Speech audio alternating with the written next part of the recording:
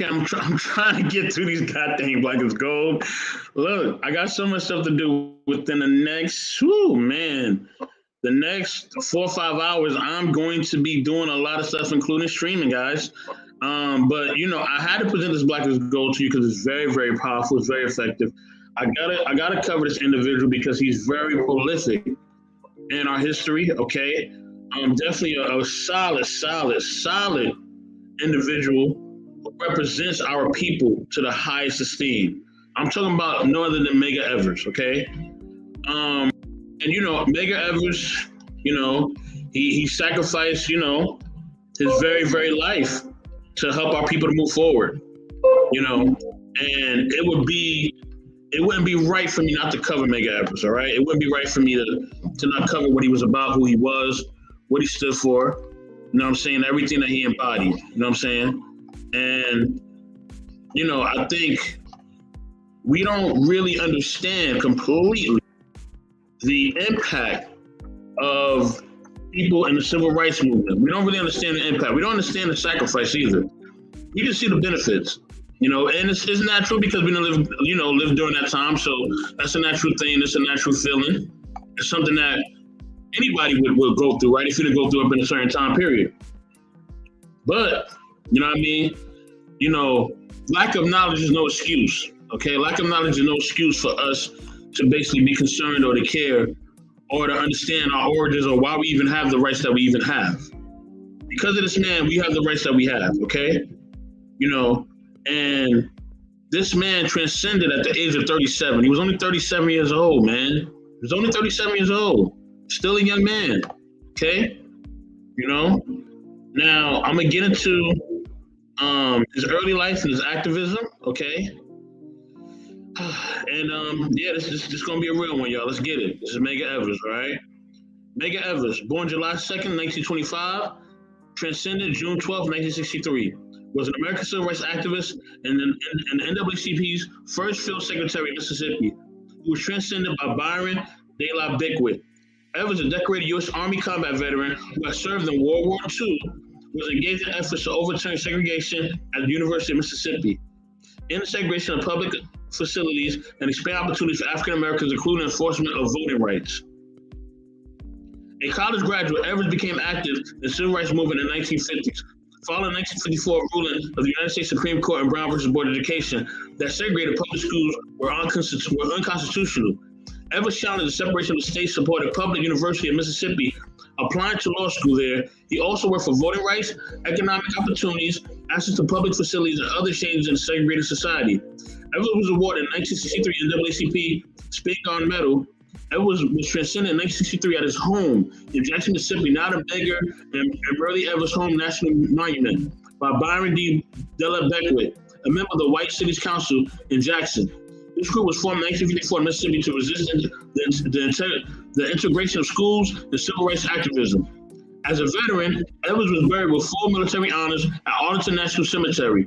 His transcendence and the resulting trials inspired civil rights protests, and his life and transcendence inspired numerous works of art, music, and film.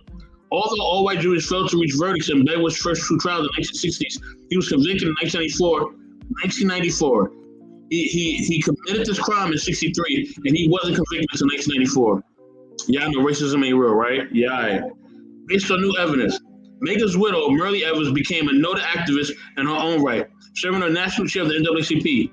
In 1969, his brother Charles became the first African American to be elected mayor of a Mississippi city in the post-Reconstruction era. All right, let's get into his early life, all right? Evers was born on July 2nd, 1925 in Decatur, Mississippi. The third of five children, including elder brother Charles Evers of Jesse Wright and James Evers. The family included Jesse's two children from a previous marriage. The Evers family owned a small farm and James worked at a sawmill. Evers and his siblings walked 12 miles, which is 19 kilometers, a day to attend segregated schools. 12 miles.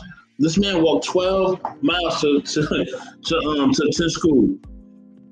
You know what I mean? Man, let me keep going, man. Because I can get on my tangent, but I ain't got time to do that today. Eventually, Medgar earned his high school diploma. Evers served in the United States Army during World War II from 1943 to 1945. He was sent to the European theater where he participated in Normandy Landings in June 1944.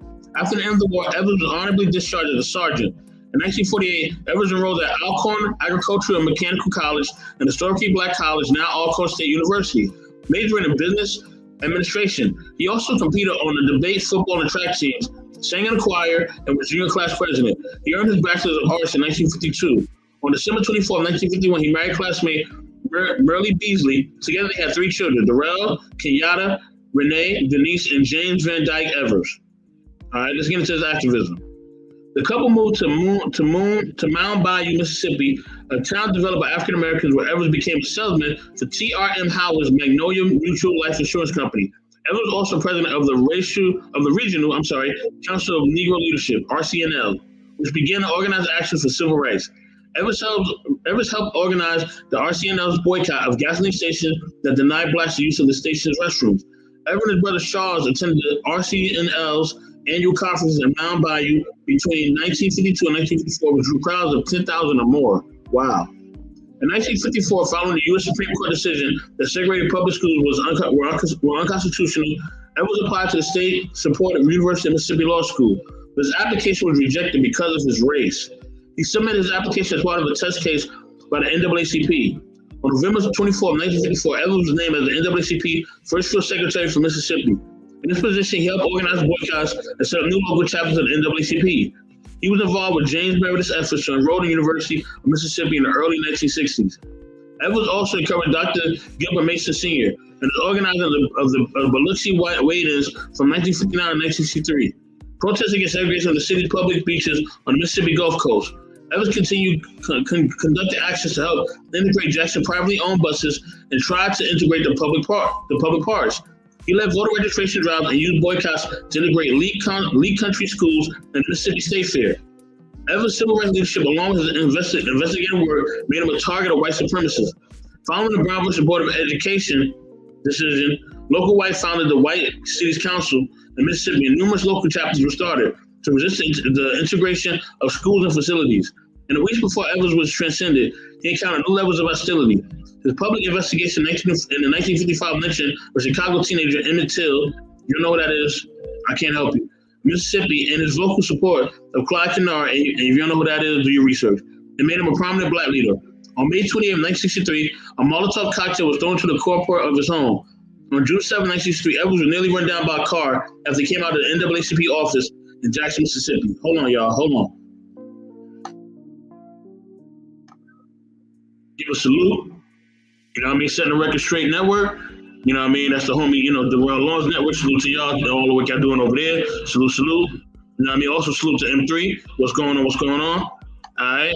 Now after those actions, he was transcended. You know what I mean? He was transcended, man. And man, Medgar Evers, man, you know what I mean? Definitely inspirational brother. Did a lot, during civil rights and also throughout the state of Mississippi. You know what I mean? And, he had to go through a lot of hardships, just like a lot of people I'm sharing on Black is Gold had to go through a lot of hardships, y'all. It wasn't easy for these brothers and sisters, okay? But he truly showed, and they have truly showed why Black is gold, okay? And we can't forget that. We got to hold that up. We got to remember that. We got to stand on that. You know what I mean? Anytime, we have things that are trying to shift our energies to anything else, we got to remember, you know what I mean, that we are royalty, that we are like precious jewels, like precious jewelry. We got to keep that in mind. You know what I mean? We got to move like that. We got to move in accordance. You know what I mean? We got to move upright and straightforward, focused, you know what I mean, and confident. You know what I mean? With love and a smile on our face, because they want us to be downtrodden and, you know what I mean, eating the wrong type of stuff and, drinking all the time and smoking all the time, being just completely unfocused. They don't want you to focus. So anytime your focus could shift anywhere else, your energy could shift anywhere else, they won. Because that's what they want you to do. That's what they want you to do. And I'm gonna expound on this more on our topic tonight with me and the team on non-relations. I'm gonna expound on this a lot more about how it's hard for us to work together. I'm gonna get real deep on y'all, all right? As I always do. You know what I mean? I always bring it to you raw. You know how it is. You know what I'm saying? Salute to Raw, be privileged. I didn't mean to drop your name, but here it is. Got to show you some love, sister. But yeah. Shout out to everybody, man. Shout out to everybody in the YouTube spaces. Everybody who's doing the content creating thing, content producing. I know what it is, man. Look, this is Black is Gold, episode 21, Medgar Evers. You know what I'm saying? As usual, our sister in the Heavenly Stream says be intentional. Shout out to QB and her family. I just seen a beautiful picture of QB the other day that somebody actually painted. Somebody did a painting of her because I'm friends with of one of her family members, and they showed a beautiful painting of QB. Man, it hit me hard, man. I seen it today. You know what I mean? It got me real. Just, whew, man. Like, it really hit me hard, y'all. But yeah, with that being said, salute to you, Daryl Long. See you, brother. I see you. With that being said, y'all, be intentional. I'm being intentional today. You know what I mean? On staying focused. You know what I mean? Staying positive. You know what I mean? And of course, approaching all this with love. You know, the love got to be there, baby. It's all about the love, right? Love got to be there. You know what I'm saying? Without the love, what are we doing? You know what I mean? With that being said, this is Black is Gold, episode 21. Medgar Evers. Tell a friend about this. You know what I mean? If you like and subscribe. If you don't like, it is what it is. Thank you for watching. Appreciate y'all. Much love. Peace. Where that outro music, man? Somebody hit my outro music. Where my outro music at? Where that? Where's that? There you go. Later, y'all.